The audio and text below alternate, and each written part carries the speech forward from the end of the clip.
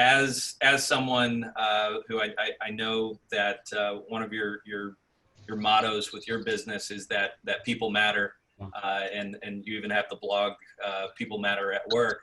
How are you thinking about kind of those cases? How are you thinking about that type of accommodation?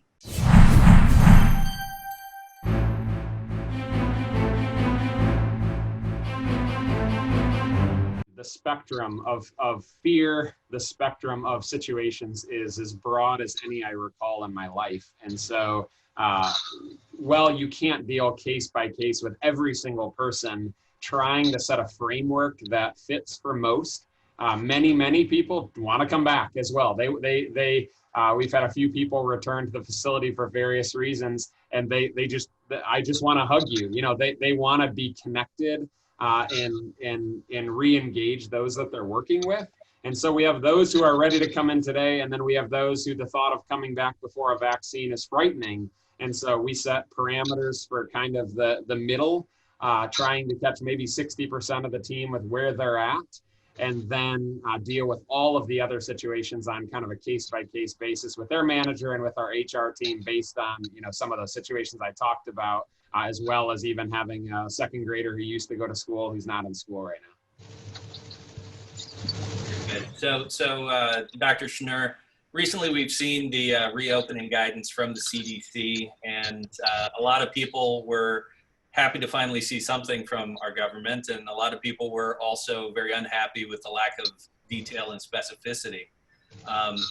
As a physician, how do you kind of view that type of guidance, and what else do we need in order to start thinking about this reintegration back into the workplace? So, the CDC gave some basic, ideas and some basic guidance, but ultimately what's a little upsetting to me is that, there really needs to be more knowledge for the employer to have to really understand what it takes to bring people back safely. So for instance, for Josh, he's got 80 people, another 40 people deciding who to bring back. The question is how do you determine if one person is safe to come back into the workplace? In other words, what determines if that person is not infectious? There's a lot of things going on about antibody testing, but antibody testing is definitely not a way to clear somebody to come back into the workplace. So you can't use antibody testing. So really it's determining whether someone is potentially infectious and whether they need to be tested with an actual nasal swab before entering back into the workplace.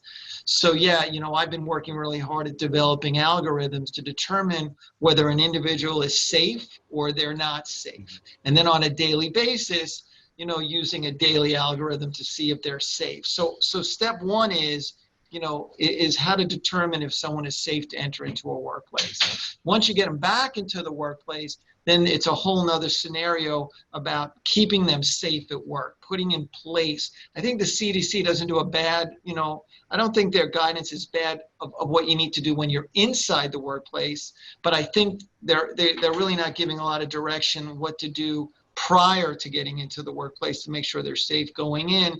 And then I think there's a lot of variables going on when someone gets sick and all aspects of what we call contact tracing.